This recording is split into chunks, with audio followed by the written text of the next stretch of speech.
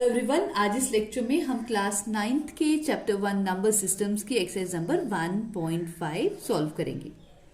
इस एक्सरसाइज का first question है फाइंड। यहाँ पे कुछ नंबर दिए गए हैं और हमें बताना है कि अगर हम इनको सॉल्व करें, इनको सिंप्लीफाइड फॉर्म में लिखें तो इनकी वैल्यू क्या आएगी। ठीक है, तो देखते हैं कैसे करेंगे हम। आपने लॉज ऑफ एक्सपोनेंट क्लास 8 में पढ़े थे ना, और मैंने इंट्रोडक्शन पार्ट में भी समझाए थे। एक्चुअली में हमें उन्हीं लॉज को यहाँ पे अप्लाई करके इनको सॉल्व करते जाना है। अब आप देखते जाइए हम कैसे करेंगे। देखो, जैसे पहला है नंबर 64 रेज़ पावर 1/2। इसे कैसे सॉल्व करें? इसे सॉल्व करने के लिए हम इसे ऐसे लिख सकते हैं ना, 64 को मैं लिख सकती हूँ 8 रेज़ पावर 2। ठीक है, 8 का स्क्वायर होता है 64, तो मैंने इसको ऐसे लिख दिया। और ये जो 1/2 है इसको मैं बाहर ऐसे ही रहने दूंगी, कुछ भी नहीं करूंगी। ठीक है, अब हम देखो, हम इसे ऐसे कर सकते हैं, ये जो 2 है और ये 2 है ये आपस में कैंसिल हो जाएंगे। ठीक है, कट हो जाएंगे, तो ये आंसर बन गया 8 raise power 1 which is equal to 8। तो ये हो गया इसका सॉल्यूशन। ठीक है, अब यहाँ कुछ बच्चों के सवाल दिमाग में ये आ रहा होगा कि मैम हमने यहाँ पे 64 को 8 का स्क्वायर ही क्यों लिखा? हम यहाँ पे 64 को 2 रेज़ पावर 6 भी लिख सकते थे, 4 रेज़ पावर 3 भी लिख सकते थे। तो अब देखो, यहाँ पे ध्यान क्या देना है आपने कि जो नंबर दिया गया है उसके यहाँ पे जो 1 कुछ नंबर लिखा होगा, या जो ये जो नंबर होगा उस नंबर के डिनोमिनेटर में क्या है। जैसे यहाँ पे डिनोमिनेटर में 2 था, तो हम कोशिश करेंगे कि एक ऐसा नंबर लिखें जिसकी पावर 2 हो और वो 64 बन जाए। ठीक है, ताकि इसकी पावर और ये नंबर कट हो जाए, फिर हमारा आंसर आ जाए। तो इसलिए मैंने यहाँ पे 8 लिखा, क्योंकि 8 का स्क्वायर करेंगे तो वो 64 होता है, फिर ये 2 और 2 कट हो जाएगा। ठीक है, अब अगला पार्ट करोगे तो आपको और अच्छे से समझ आ जाएगा। देखो, अगला पार्ट है 32 रेज़ पावर 1/5।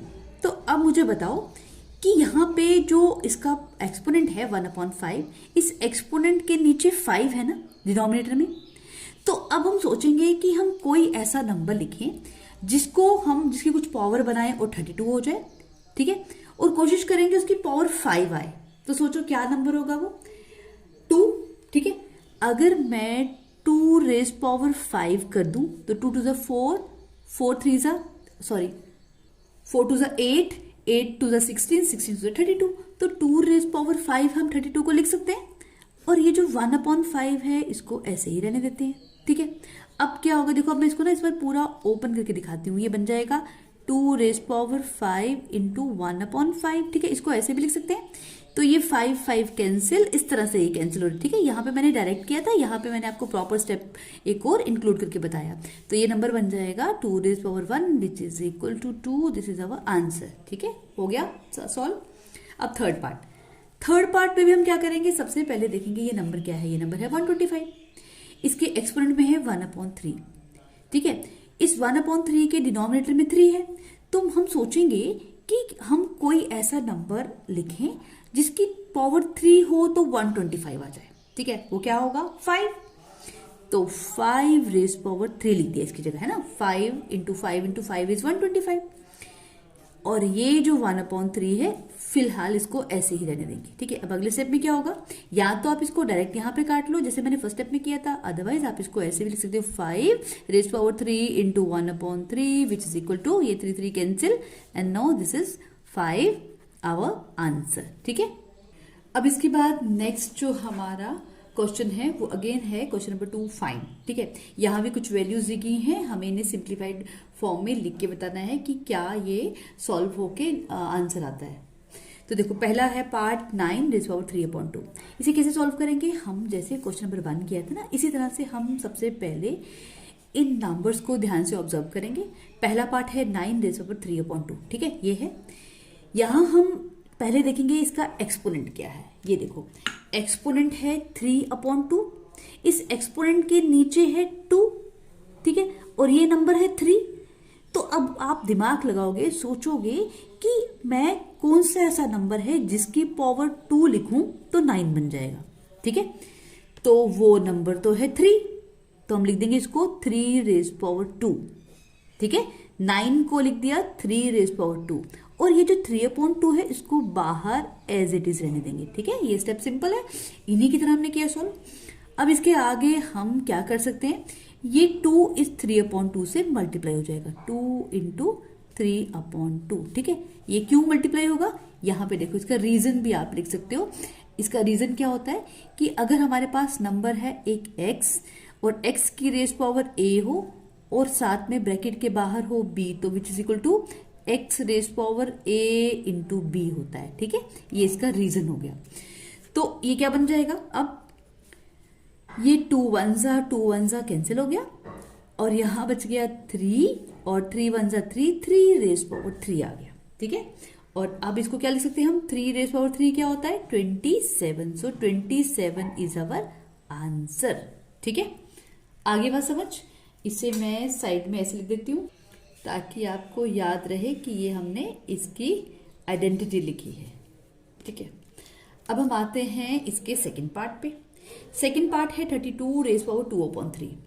इसे कैसे सॉल्व करेंगे, सेकंड पार्ट को करने के लिए भी हम देखेंगे कि ये जो नंबर है 32, हम क्या नंबर ऐसा लिखें जिसकी पावर अगर हम 5 करें तो वो 32 बन जाएगा। 5 क्यों, क्योंकि जो इसका एक्सपोनेंट है 2/5 उसके नीचे 5 है, तो हम ये नीचे वाला जो नंबर होता है इसे हम खत्म करने की कोशिश करते हैं। ठीक है, तो अब देखो कैसे करेंगे, हम लिख सकते हैं इसे 2 की पावर 5, क्योंकि 2 की पावर 5 होता है 32। ठीक है, और ये बच जाएगा 2/5 एज इट इज। अब इसे मल्टीप्लाई करेंगे 2 रेज पावर 5 इंटू 2/5, ये 5 1 जा कैंसिल, तो ये बन गया 2 raise power 2 which is equal to 4। ठीक है, ये 4 हमारा आंसर आ गया। ठीक है, अब इसके बाद नेक्स्ट पार्ट कर लेते हैं। नेक्स्ट पार्ट है 16 रेज पावर 3/4। इसे सॉल्व कैसे करेंगे, सबसे पहले हम वही देखेंगे कि 16 को हम किस तरह से लिखें ताकि उस नंबर की पावर हो जाए 4।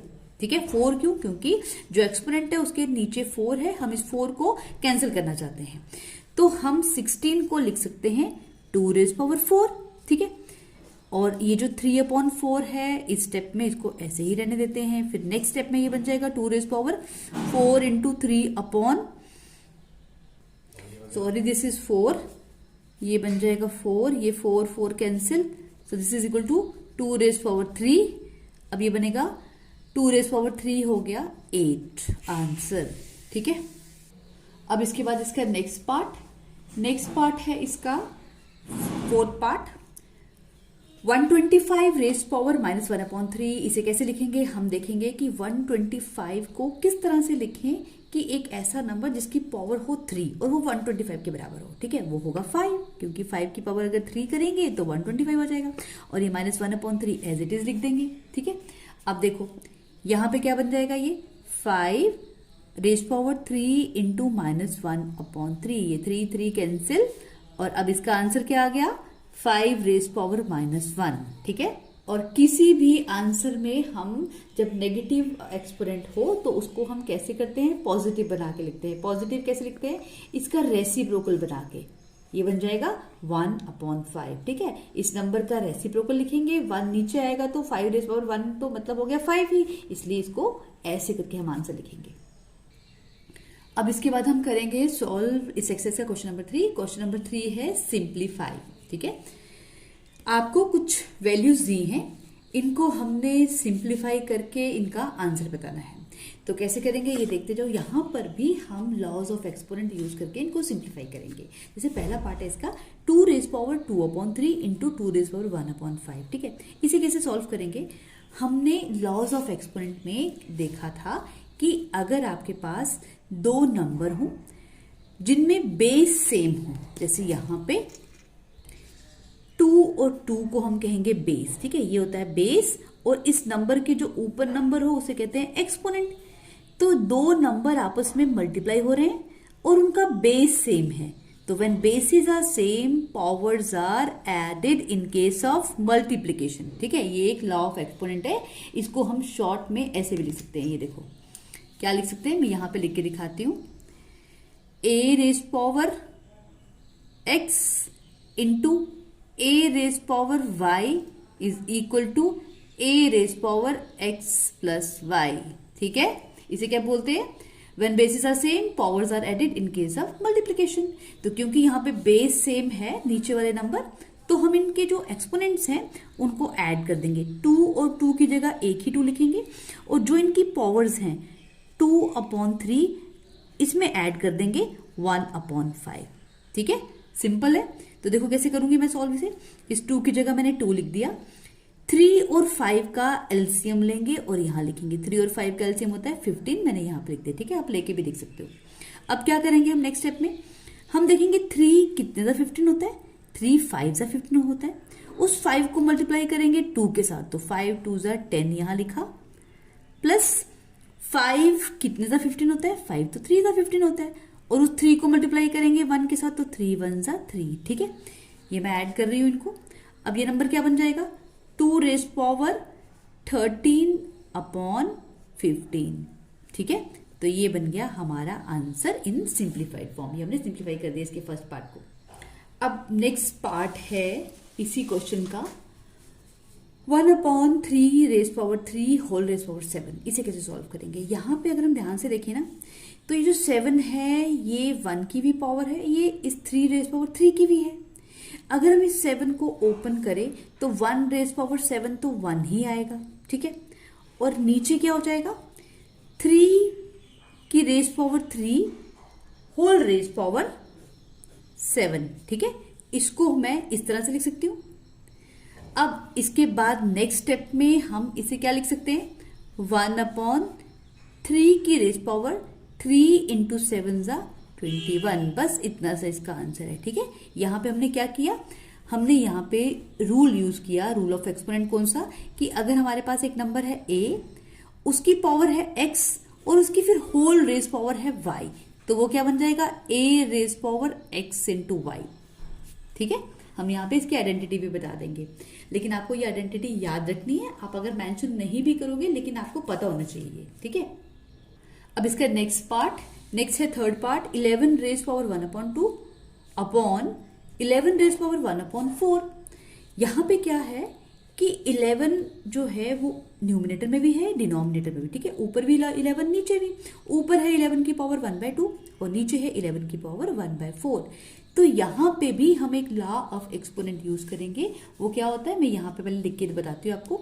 ये लॉ ऑफ एक्सपोनेंट कहता है कि अगर हमारे पास एक नंबर है a रेज पावर x और नीचे है a रेज पावर y, कि अगर हमारे पास दो नंबर हैं, एक ऊपर एक नीचे, एक न्यूमिनेटर में एक डिनोमिनेटर में, और दोनों के बेस सेम है और पावर्स डिफरेंट हैं, तो अब हम क्या करेंगे इनको, when bases are same powers are subtracted in case of division, तो हम लिखेंगे a raise power x minus 5। ठीक है, तो इसी रूल को हम यहाँ अप्लाई करेंगे। यहाँ पे क्या हो जाएगा, 11 की जगह हम एक ही बार 11 लिखेंगे, और ये जो इसकी एक्सपोनेंट्स हैं, जो इसकी पावर्स हैं, उनको माइनस कर देंगे, 1/2 माइनस 1/4। ठीक है, तो इसका आंसर क्या आएगा, अब हम देखो इसको ऐसे लिखेंगे। 11 लिखा मैंने यहाँ पे, 2 और 4 का एलसीएम लेंगे, वो आएगा 4, वो यहाँ लिखेंगे।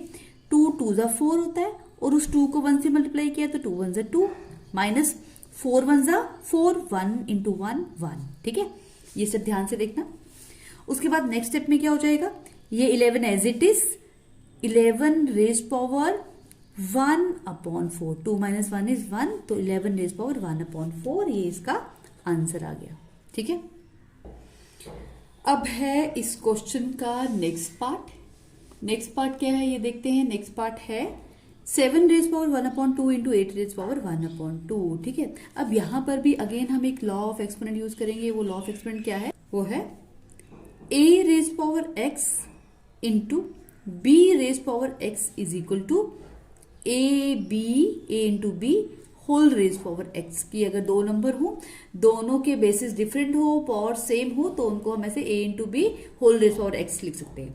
तो ये हम यहाँ अप्लाई करेंगे तो क्या बन जाएगा, देखो यहाँ है 7 और 8, दोनों आपस में मल्टीप्लाई हो रहे हैं और दोनों की पावर सेम है, तो हम इनको ऐसे लिख सकते हैं 7 इंटू 8 होल रेज पावर 1/2। ठीक है, इनकी दोनों की पावर कॉमन लेके लिख सकते हैं।